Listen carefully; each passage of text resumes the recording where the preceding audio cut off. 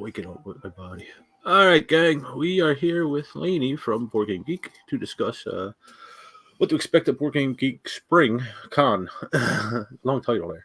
Better than the family thing, though, they used to have. So I figured we go through the app. Let me bring that up. Tabletop events, which will take you to. I lost Lonnie. Where'd she go? I'm sorry. The tabletop events is the app which will allow you to buy your tickets and schedule events and see what kind of events are up. So you would go to this and you would register for event. I am not going to buy a ticket this year because I'm not going. But you would just go up here, click on buy badges, and it'll tell you all the information here. It's at the Hyatt and all that. The price $90, which is cheap. I was just thinking about that earlier. I've been to PAX Unplugged, and they are more expensive for less days. So it's this is our first year to actually stretch it into a fifth day. So we'll actually start the convention on the Thursday before Memorial Day and go through Memorial Day. So it's a full 5 days this year. Yeah, I was going to mention that they did add a day on this year. So this will tell you, the prices and all that, and then if we go to attendee, you could see your schedule, and you could add events here. But like Lonnie was saying off air, BGG really isn't an event-driven con. It's more of an open gaming con. Which it's if it is your first con, I'm happy for you. This is one of my favorites, BGG Spring and fall in general. Low key, it's not a whole lot of new stuff, the hotness. There's not a bunch of crowds. It's just open gaming. If you're sitting there at a table, you can put signs up to get gamers to help play or learn to play or play with other gamers. They have signs like that. We'll get into that in a bit. Is there anything about the app you want to talk about, Lainie? So one of the other things to look at is if you go up there to the attend menu. Whoops. And it actually says, I think, event schedule. Event schedule. There we go. So this is the schedule where, as Barry mentioned, we are more of a open play event. We bring a library that is over 60 shelving units of games. They range from everything from original copies of older games to the new hotness that's come out. And, we hope that you'll play those games and have a great time. But if you want more specific events, you can go here to view the different events that are available. Anything that has the Get button next to it, those are events that you can sign up for, and you can actually grab a ticket for those. The reason that the button says Get instead of Buy, if you've ever used tabletop events before, is because we don't charge for our various events. They are just free tickets, and so it says Get, so you check, but do complete the checkout process. But you're going to want to do this. If you see a game that interests you that you want to jump in on and get a reservation for, make sure you hit that Get button and add that to your badge. Or we also do a Texas Hold'em tournament each year. We do some game show type things each year. And so anything that you find like that you're interested in, make sure you grab a ticket to that and take a look at those. Okay. Sounds good. You could also, can you see the library through this app? Was it? Yes. So if you go to that attend menu and drop down, you should see the game library. If you click on that, that'll give you the listing of all of the games that we have in the library.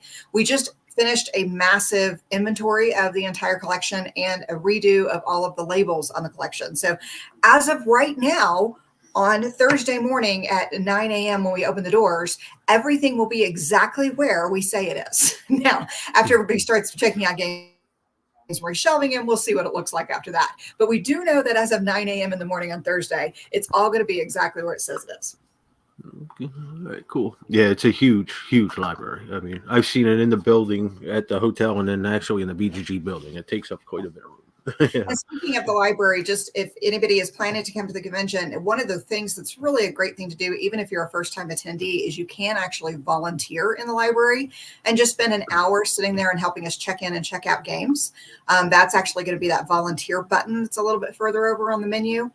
And it's going to give you the opportunity to apply and help us run shifts. And you can just do an hour, but it's just a great way to give back to the library. Also to get your feet wet. You get to see what people are playing because you're watching how they get to check them out. You can ask people, hey, how did you like that? Was that a lot of fun? And it's also a great way to meet other people, especially if you're coming and you don't have a big group that you're with. You can say, hey, are you getting ready to play that? I'm finishing up here in the library. I'd like to go play that game with you. And a lot of times you can join in games that way. Okay. Is there a cutoff for the volunteers, like a cutoff date? No, actually, we'll take volunteers. We will cut it off about a few days before the convention through the app. But anybody who's interested who didn't get a chance to sign up through the app, just stop by the library when you're there at the convention, and we'd be happy to put you on the schedule someplace and get you a seat at the checkout stand. Okay, cool. Yeah, that's something I didn't do. I was thinking about it last year, but I got busy with other things. Yeah, the volunteers are what. Yeah, there is. The volunteers are what makes this this con. The main, BGG's main crew. You'll see them with the jerseys on, the Board Game Geek jerseys. They run a very smooth con down there. I've had no issues. Yeah, the convention is run. There's 4 of us on the convention staff. There's myself and my husband, and then John Theys, and then we also work. Jeff Anderson kind of runs the majority of the convention, right, and his wife Christine Anderson. So the 4 of us kind of keep things moving, and of course then Aldi or Scott Alden, because he owns the company and gives us all the background stuff that we work on throughout the year to keep this going. And then we have a staff of about 70 volunteers that put in about 16 hours. They give us 16 hours of time throughout the convention to work in the various areas and make sure that, people are being taken care of and the games are being taken care of, and that, the people who are there are supposed to be there, and that everything's running smoothly. So we are blessed with our volunteers and people who help us out. Yeah. Like I said, I've been to a few cons, and this is one of the best overall I've been to. Some of them been a mess, but this one's very well done. So let's get into the hotel. Okay. If you're flying in, it's near Terminal C, but you cannot walk from Terminal C to the hotel. You got to get a shuttle, go around. I remember Lance saying that. If you're driving in, there's a toll. I think it was like $27. But if you're staying at the hotel, that'll pay for it. If you're not, though, if you're driving in, last year at least, the hotel wouldn't cover the charge for the parking. I don't know. They usually do comp the parking. You just have to take it to the bell stand, and the bell stand will be the ones who actually take care of that for you, and they take care of the thing that you do. And I'll tell you a little trick: if you're driving in and you're not used to the DFW airport, this kind of throws people the first year, but our big convention used to be there too. So I've been driving to the DFW airport for a very long time now, despite not living in Dallas. But when you're going to the hotels, the way that Dallas works their traffic is that when you're exiting from the main road, you will always exit to the left. So when you're looking for Terminal C and you're driving down, always make sure that you're towards the left. It's a little counterintuitive, but exits are to the left at the DFW airport when you're looking for Terminal C. And specifically, it is the Hyatt Regency, not the Grand Hyatt. That is a different hotel at a different terminal. So, yeah, I was going to mention that. Yeah, that airport's a little confusing. Well, Dallas in general for me is a little nerve-wracking driving, but I'm from up north. We go a little slower up here. So I did bring out a layout of not this year's, but last year's. I'm sorry, I brought up a layup of the hotel. I couldn't find one of like the vendors and all that. I don't think it's out quite yet. No, it's not. So I'm used to another system. Here we go. So this would be the basement. This is where the actual con is. Mm-hmm. Let me slide this a little bit. Over here is the main hall. Correct. They have a vendor, like usually over here on the left, and then the rest of it's open gaming tables. There's hundreds of them there. Back in here would be the library, right? The Maverick room? Yes, yeah. Maverick is where the library is, and there's some tables right outside in that Maverick foyer that people can actually play games on. And then all back in here, there was some, I'm trying to remember what was there last year. There was some open game area, right? So there is a little bit of open gaming. That is also for spring, where we do some of our special breakout rooms. We'll be joined again this year by Reaper Mini, who will be doing a paint and take event back in there. We also, this is BGG Spring is our more family friendly event. In the fall, you have to be a 13 or over in order to be able to come, but we accept all ages at Spring. And so we do have some kid rooms back in there to allow, you know, little kids to play with toys and things that we've collected over the years, and yet have gaming tables close by so their parents can kind of still play games and watch over them, but it kind of works all together. The other thing that's in that section is the cash and carry. So there is a concession stand kind of thing down there that has food available for people to, I think we still call it the cash and carry, but I think if I'm not mistaken, the hotel is cash, does not do cash at all. They're card only at this point. So I guess we'll just call it the food court from now on. But down there in the food court area, they do have drinks and food available for purchase. Okay. And then I'm trying to, there was the fundraiser for a Momentum that was back in here, right? Right. So back at the very back of Atrium, last year, the front part of Atrium was dedicated to a gaming space because this is the more friendly, family-friendly event. We had some people who were concerned just that they didn't want to be overrun with kids or teenagers. And so we do have a 16 and up gaming area that in the past has been in that Aviators Ballroom, although I think it is moving for this year. And previously, the back of that ballroom was the Cafe Momentum charity sale. Just, you know, shameless plug on the charity sale because I manage the library and the sale itself. Basically, you know, BGG, we get a lot of games every year. And somehow I have to make space on the shelf for next year's games. And so at the end of every year, over the course of the summer before Gen Con, I go through and I purge some of the older games and we put those games in storage. And we leave them in storage for a little bit just in case our other copy of it breaks or gets, you know, something's missing from it. We want to be sure that we still have a copy of the game. So we keep that for a while. But after about 3 years of sitting on the storage shelves, if we haven't needed it yet, we decide we probably aren't going to. And that's where we get all the games for the charity sale. And so what we do is we lay those games out and people can go through and pick up the games, and we usually have it set with a pricing structure that, you know, it's this how much, and all of the money is actually donated to Cafe Momentum, which is a local Dallas charity that helps at-risk youth learn skills in the restaurant industry, both in the front of the house and back of the house. And I think last year we were able to raise enough money that they were able to get all of their interns DART passes, which is the public transportation for the Dallas metro area, and it allows them to look for jobs that are outside of their immediate neighborhood. So that is what we do with that, with the games that eventually get culled from the shelf. They eventually make it to our storage sale and to the charity auction. Yeah, cool. It's yeah, they had, I was in that one last year. They had quite a good mix of old and newer games. And it, like Lainie said here, it helps out the kids trying to get ahead of the world. I actually did something similar to that when I worked in Philly for a restaurant. Yeah. So a pretty cool program. And then above that, Aviator A would be another open gaming room. Correct. Yes. And then there's those two hallways that you can kind of see. There's the industry wing and you'd think after all the years I'd been there, I'd remember what names are. Leadership. Leadership wing.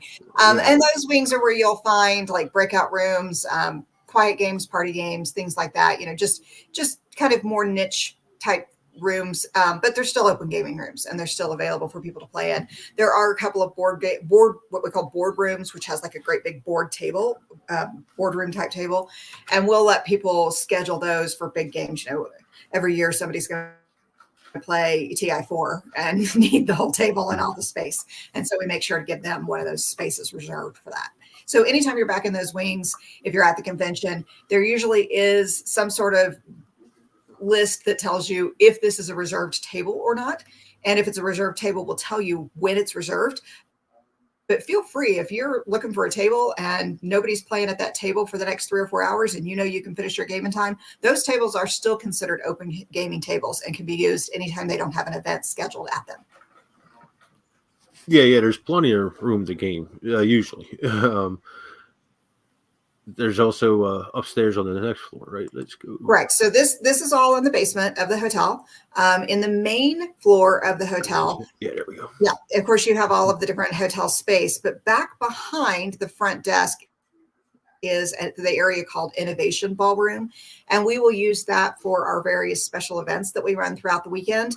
And then as the special events are finished, we'll open it up more and more to open gaming. But you'll definitely find Texas Hold'em back there. There is a flea market that we do, or I'm sorry, there is a virtual flea that we do that if you're interested, that's available right now on the site. And you can actually bid on games and make deals with people and pick those games up at the convention. But we also have a board game bazaar that happens, and sellers will actually bring games in, and that whole Innovation Ballroom will be set up with people who are selling games. And we do kind of monitor entrance just to make sure it doesn't get overcrowded, but we do let people in there and buy from the individual sellers. You may need cash or charge. Some of them do take Stripe or whatever card reader that they have. Some of them take cash only, so you'll just need to kind of be prepared. I will warn you that event starts at 10 o'clock, I think on, watch me say this wrong, I'm pretty sure it's Saturday morning, 10 o'clock on Saturday morning. Check the schedule just to be sure. But people do line up for that about an hour in advance. So just kind of a heads up that if you're interested in that event, you're definitely going to want to be signed up early or in line early. Right. So while we're here, we were talking about the parking. You would do that down here by the main entrance. There's a little correct down there by the main entrance is where you're going to want to get your parking validated. Now, if it is over 16 hours, I think that they can't do it at the bellhop stand, and you would actually have to go to the front desk. Okay. But yeah, they should be able to validate your parking for you.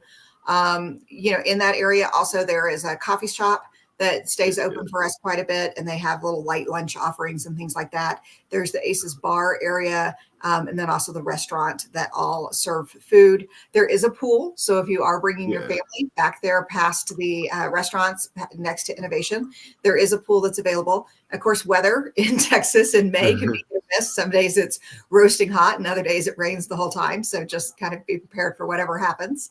And then I think there's another sushi restaurant that they have put in kind of at the end of the food hallway too. So lots of different options there. Yeah. So one of the spaces that we didn't utilize last year, but we are going to be utilizing this year is on the 11th floor of the hotel. There is an executive conference center. And it's just kind of a wing of the hotel that's set up with different rooms, similar to what you see in the leadership rooms downstairs. And there will be gaming up there. We're still finalizing the layout for this year, so make sure you check the maps. But there will be some gaming up on the 11th floor. And then if I'm not mistaken, most of the hotel floors have what we call the 25s, which would be like room number 725, 625, and so on. And those will actually be available this year for additional gaming space also. So we wanted to make sure that we had as much space as possible for gaming as more and more people, come back to the convention and more people find the convention. So we have decided to add that conference center and the 25s this year to make the table space a little bit more available. Using the whole hotel again, huh? Yeah, I remember we did that fall. The fall, yeah. When the last time I was there at fall, and I think it was 15. That's what every room they could was used.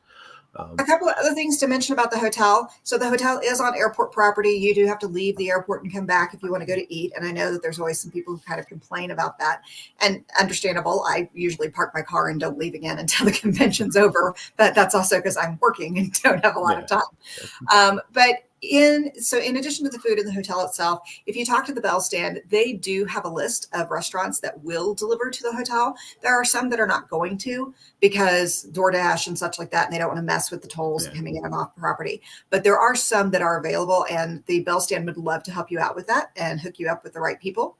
And then in addition to that, the city of Grapevine, which is technically the city right outside of the North Airport Gate, they run a free or a shuttle. I don't know if it's free or not, but they run a shuttle that runs to some of the major shopping areas in Grapevine, and you can catch that shuttle. The hotel will be able to tell you what the schedule is, but they do have a shuttle that runs that you can pick up and take. If you have flown in and don't have a car available, you could just take the shuttle in. Yeah, in my experience, the hotel restaurants there aren't the greatest. So we ended up driving out like quite a bit, Grapevine and Fort Worth and all them areas. Yeah, Grapevine, Fort Worth, Irving, all of those areas really are helpful. So yeah. What else? Oh, they have in the basement. They have water stations along them hallways we were talking about, where the rooms are spread out. Yeah. Yes, the hotel does keep water stations for us. You're more than welcome to fill up water bottles, water cups, those kinds of things. We typically on those stations also put hand sanitizer because it is a convention of several thousand people, so we want to make sure that we keep everybody healthy and safe. So there are hand sanitizer stations there. And if you're at the convention, normal everyday convention stuff, bathrooms run out of paper towels, things like that happen. There is a registration desk, and if you let the registration desk know, they have access to all of us that are working directly with the hotel, and they can radio us and let us know to let the hotel know when there's a problem.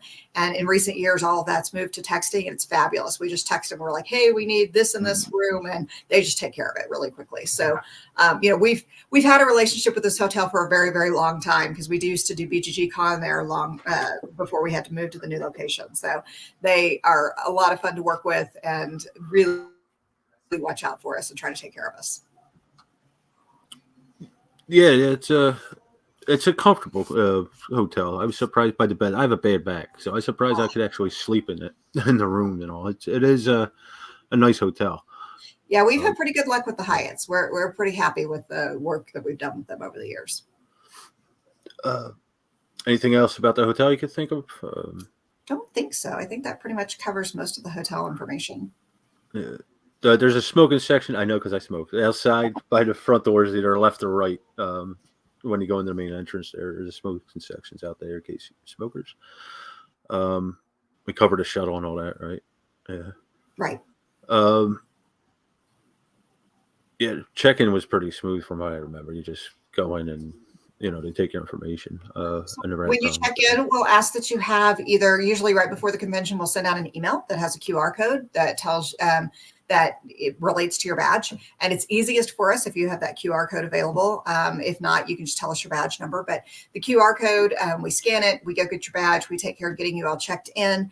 There was kind of this tradition that people lined up for BGG Con badges, and some people would start lining up at 2 and 3 the morning before. You are welcome to do that. However, it's really not necessary. And we typically, we're not exactly sure what the lines will look like on Thursday, just because it's the first time we've started on a Thursday. So we don't know how many people to expect day one. But even in the fall convention, we've cleared up to 1,600 people in about 45 minutes. So it's very, very fast. We usually open the doors about 9 o'clock. If you want to come down, anywhere between 9 and 10, you're probably going to get through pretty quickly. So no need to go through breakfast or sleep on the hotel ballroom floor. Yeah, I know a guy. I missed all that last year. But I remember in 15, there were people camping out on the floors playing games for a couple hours before. Yeah, and sometimes it's just for the fun of it, and that's great. You're more than welcome to do it, but there's not really a reason to have to do it. And then they have door prizes. It's the card thing, right? You draw a card. Usually there is some sort of door prize, and we hope to continue that. And usually you're given some sort of card that is a random, the card tells you what games you get for the door prize. And we do that to kind of make sure that everybody gets something. And so that's part of the registration process. And immediately after registration's open, the library opens at the same time, the gaming spaces open at the same time.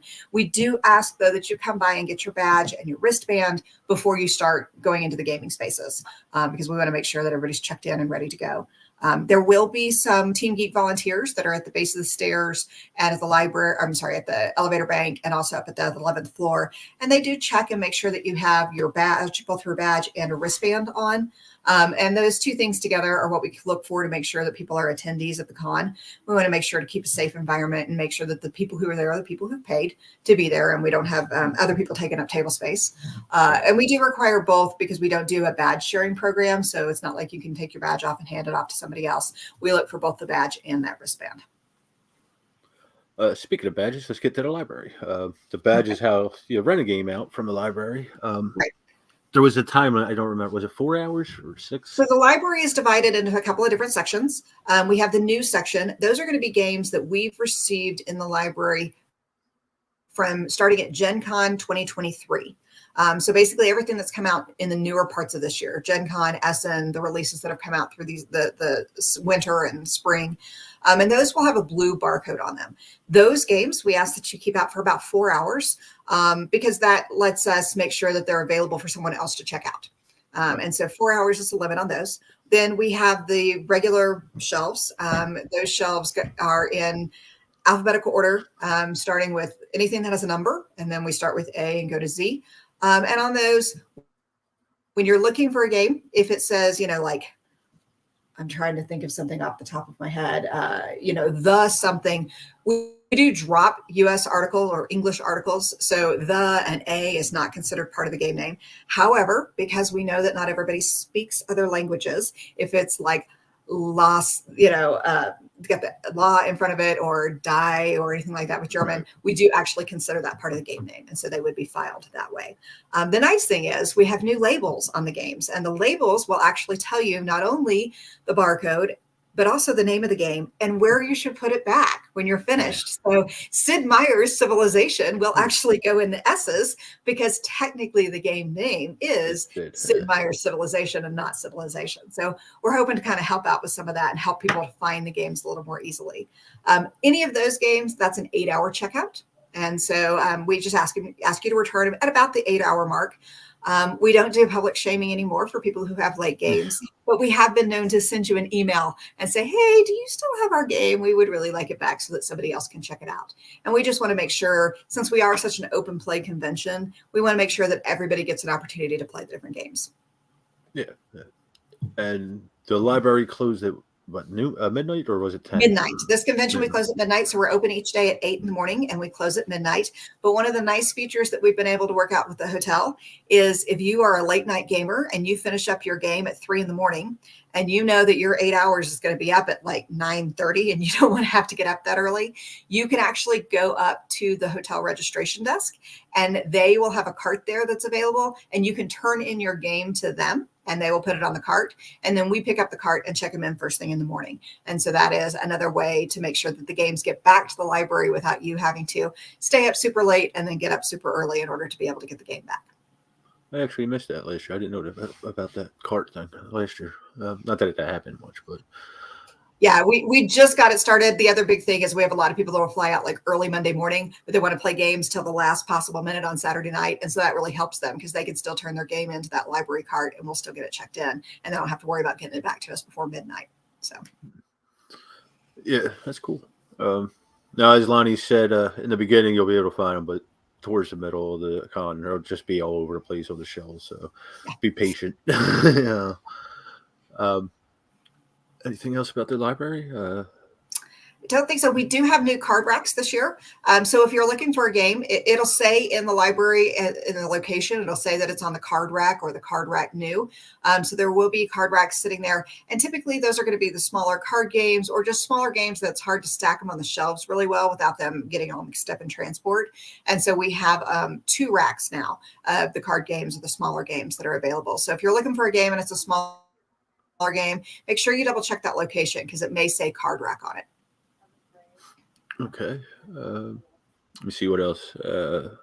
You wouldn't happen to know what vendors are there. I know BGG store is always there, but some smaller vendors. Off the top of my head, I don't. But if you go to that Tabletop Events website, you can actually, under the attend menu, you can see a list of the exhibitors, or you can also see it in the venue by looking at the exhibitor list, although I don't think we have it mapped out yet. But you can actually go and see the list of exhibitors on Tabletop Events. Yeah. Speaking of exhibit, like I said, this isn't like Gen Con or anything. You're not going to have Fantasy Flight and all them there. It'll be, like I said, the store, some smaller game companies. We have a good mix. We have a few publishers that do make the trip for us, and that's fantastic. And we definitely want everybody to stop by and see them and to see what they've got available. There's always various games. There's various vendors that are going to be, doing sometimes apparel. We've had food vendors. We've had a wide variety of people. So definitely make sure you check out that exhibitor area. But no, it is not ever going to be Gen Con with, hundreds or thousands of vendors being there, with stacks of games and releasing games at the show. That's kind of not our focus, but we do always have some people there with some new and different games. Yeah, well, that's actually why this is one of my favorite cons. It's not that crowd, it's a lot laid back. I've been to a few. Origins was actually my favorite before I went to BGG Con. For that reason, it's laid back. There's not a ton of people there. It's all about gaming. It's not the spectacle, So what else? Went through the library, the building. Anything else you can think of, Lainie? Like Lainie? I'm sorry, So I get names stuck in my head. you're fine. So just kind of a reminder for this year, first time attendees. In the past at the spring convention, we have had the Spiel des Jahres nominees out sitting on tables for people to play. Unfortunately, their schedule did not sync up with ours this year, and they will not actually be announcing nominees until later in the summer. And so this year we will not have the Spiel des Jahres section that we've had in the past. We're hoping that's temporary and that we'll be able to work the scheduling out in the future so that they will be back. But this year we will not have that. But we will still have, we usually have a lot of the games that are nominated already in the library because they're considering them. So make sure you stop by the library and check those out. And a lot of our games that are in the library, BGG does purchase some, but a lot of them are given to us by the publishers, just so that you guys have a chance to play them. So make sure you stop by and grab that list of games that you're interested in. Yeah, it's a shame the Spiel guy. I learned a couple games off of Christoph last year. It's nothing like learning a game off of a Spiel panel guy or girl. Yeah. We will miss them. What else? Oh, there will be some celebrities, I guess. There, I know our family plays games. They'll be there. Mick and Star, the brothers Murph. Who else? Lincoln and Nikki, obviously. I will admit that I have not looked at that recently, but I'm pretty sure Eric Lang's going to be there this year. Yeah. We have kind of a wide variety. We do sometimes offer in the schedule some various panels and things that are available. So definitely check those out if you're interested in those. But a lot of our special guests, the idea is just that you can sit down and play games with them or talk to them. It's much more of a, hey, let's just kind of hang out environment. And so that is what we focus on. And so we would suggest that people check that out. One of the things, if you're a first timer, you've gotten a whole lot of information here today, but we do have some first timer, and we call it the Orphans and First Timer Meetup. And we do those at this convention for different age groups even. So if you're coming with children, we have one for children. We have a different one for teenagers, and then we have a different one for just any attendee. And the idea is to kind of go over the basics of the hotel and the things, a lot of what Barry and I are talking about here. But we also do some kind of meet and greet type things so that you get a chance to meet other people and maybe kind of remind yourself, especially the teenagers, they get a chance to meet each other, and then all of a sudden you see them playing games all weekend. I have kids that are that age, and they still text and interact with people that they've met at the different conventions. So it's a great place to get started. Speaking of that, I don't have kids, so what I did find is they weren't annoying. I've been to some cons where you got little kids running around and all that. Well, they do that. They're pretty respectful. It's not like they're running all over the place yelling and screaming and stuff like that.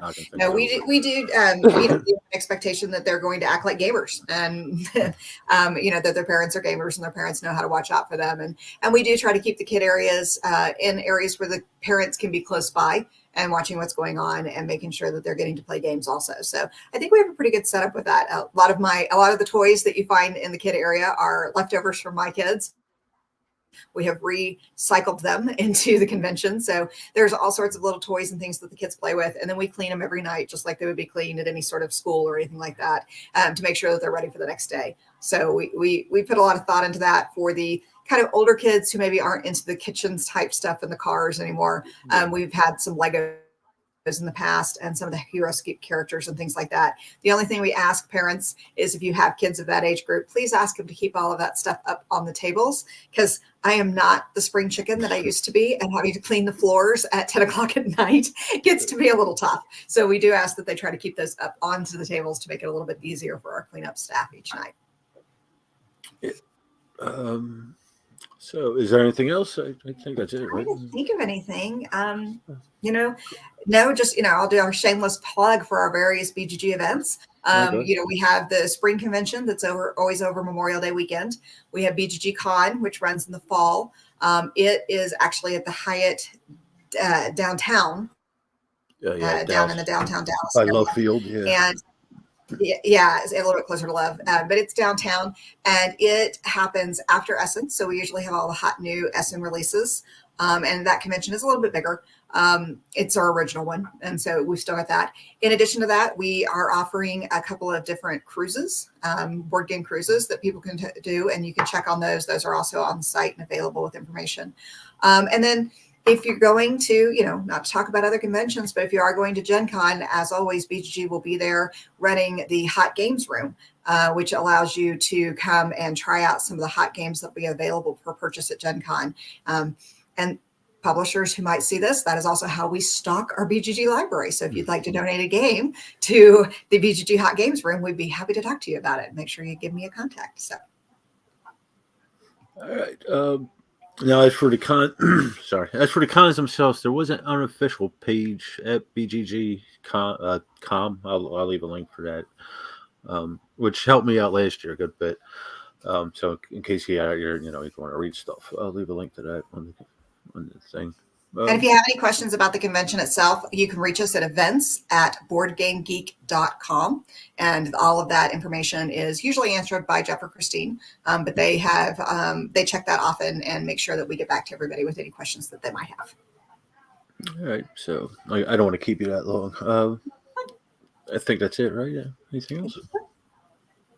Other than we'd love to see you, and tickets or badges are available and will be available until they sell out. And so make sure you check it out and grab one today. Have a good time. That's the most important thing. Yes. All right. So, gang, I guess that's it. Thanks for watching. This is Barry and Lainie. Get gaming, have fun. See you next time. Give me out. Bye. I never know how to end them things.